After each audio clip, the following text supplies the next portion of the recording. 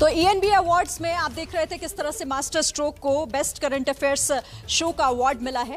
बहरहाल आगे बढ़ते हैं और अपनी चर्चा को आगे बढ़ाते हैं। जिस तरीके से लगातार हम बात कर रहे हैं कि किस तरह से आखिर पूरे देश भर में कैसे एक नई बहस शुरू हो गई है। हमारे मेहमान लगातार हमारे साथ बने हुए, मैं रिक्वेस्ट करूंगी कि प्लीज आकर आप अपनी जगह संभालिए जो भी इस वक्त हमारे शो में शामिल हो रहे हैं। लेकिन ये सवाल बहुत महत्वपूर्ण इसलिए भी हो जाता है क्योंकि देश भर में एक बहस शुरू हो गई है। उस बहस की शुरुआत कहां से हुई और उस बहस पर आखिर लगाम कहां से लगेगी, ताकि जो देश भर में एक बांटने की कोशिश हो रही है, उस पर लगातार सियासत हो रही है, राजनीति हो रही है, वो कैसे थमेगी और उसमें हमारे धर्म गुरुओं का आखिर क्या रोल हो जाता है, यह भी बहुत महत्वपूर्ण है।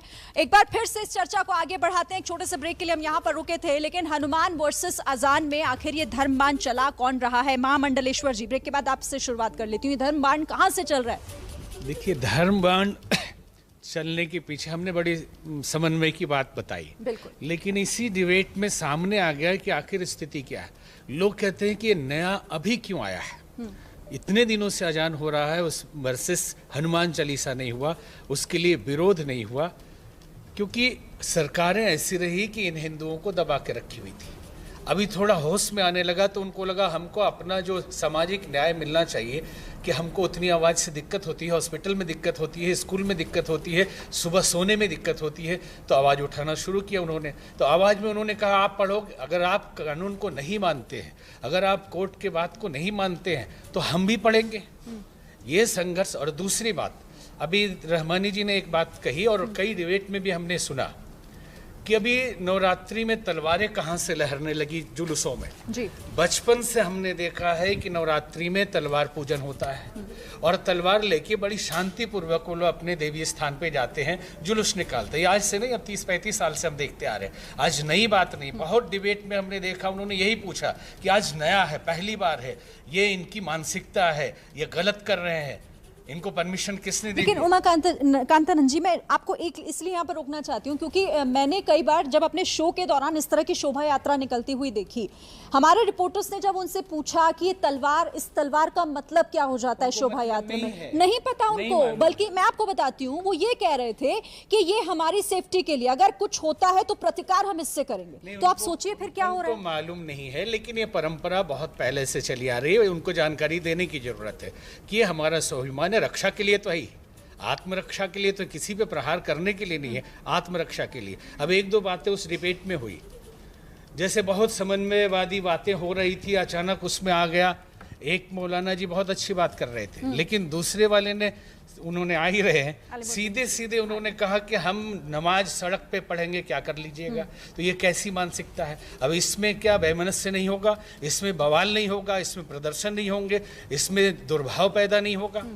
तो इस तरह ये भी एक मानसिकता है जो छुपी हुई है, जो सामने डिबेट में आ रहा है। शुरू में बड़ी समन्वय जैसी बात हो रही है और अंदर की बात कहते हैं कि लाख छुपाओ छुप न सकेगा, राज हो कितना गहरा, दिल की बात बता देता है असली नकली चेहरा।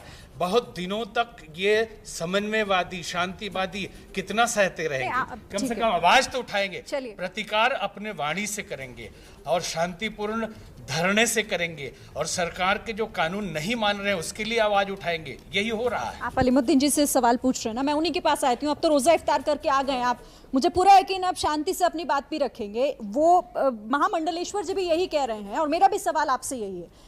आपने भी थोड़ी देर पहले अंबर जैदी जी को कहा, सुन लीजिए, पहले सुन लीजिए। अभी अंबर जैदी जी को आपने कहा कि हम पढ़ेंगे सड़क पर नमाज, आप बताइए क्या करेंगे?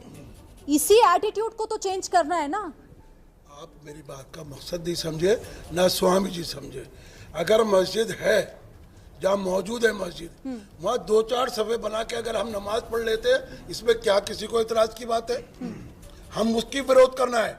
सड़क पे हम भी हक में नहीं है नमाज ना हो, लेकिन जो मस्जिद है, मस्जिद की जो पेड़ी है उस पर नमाज नहीं पढ़ सकते हम। मस्जिद की पेड़ी पे, पोड़ों पे ये पूजा कर सकते हैं, हम नहीं कर सकते।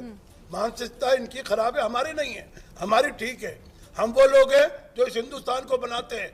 तो आप ये मानते हैं ना, आप ये मानते हैं कि अगर सड़क पर नमाज पढ़ने से किसी को दिक्कत हो रही है तो वो नहीं होनी चाहिए? बिल्कुल नहीं होनी चाहिए। लेकिन मस्जिद के आगे जो जगह पैसेज है बचा हुआ, अगर हम वहाँ नमाज अदा कर रहे हैं और वो जगह हमारी अपनी प्रॉपर्टी है, तो किसी को क्यों एतराज हो रहा है इस पर भाई? लेकिन ऐतराज होगा तो हटेंगे ना। हाँ? ऐतराज अगर होगा तो हटेंगे ना। देखिए, सड़क की बात गुड़गांव कर में रही हूँ सुनिए। मैं, पैड़ी की नहीं, मैं सड़क की बात कर रही हूँ, फिर मैं ले लेती हूँ। सड़क पर अगर इजाजत लेके नमाज हो हाँ, रही है ये बात तो वो ये जायज बात है। अगर एक मिनट,